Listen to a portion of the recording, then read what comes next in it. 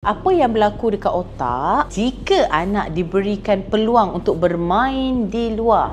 Apabila anak buat aktiviti di luar, pergi taman, main dekat playground, main bola, pergi main badminton, main skuter, apa saja aktiviti luar, mereka akan membentuk kekuatan fizikal mereka.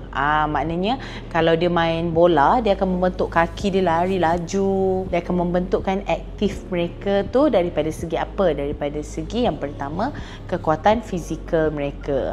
Mereka akan belajar, contoh katakan dia pergi playground, dia bergantung dekat mainan monkey bar tu, so dia akan membentuk otot-otot tangan dia, dan secara tak langsung itu akan membantu untuk motor kasar.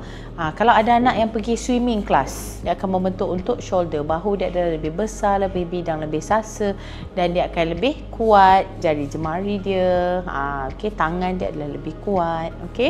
Dan semua memerlukan praktis, tapi Mami nak kongsikan apa akan berlaku pada otak tu yang pertama. Yang kedua, dia akan membentuk kreativiti mereka, merangsang perkembangan otak supaya membentuk dan meningkatkan kreativiti mereka.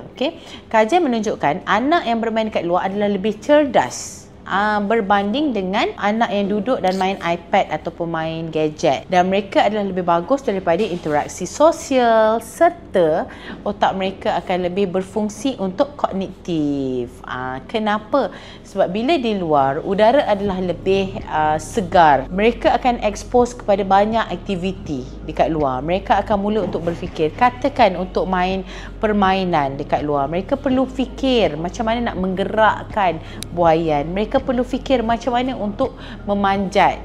Segala aktiviti tadi tu membantu untuk interaksi sosial mereka. So jom bawa anak pergi luar, main dekat mainan dengan pengawasan ibu bapa. Jom tanya Mami, cuba komen.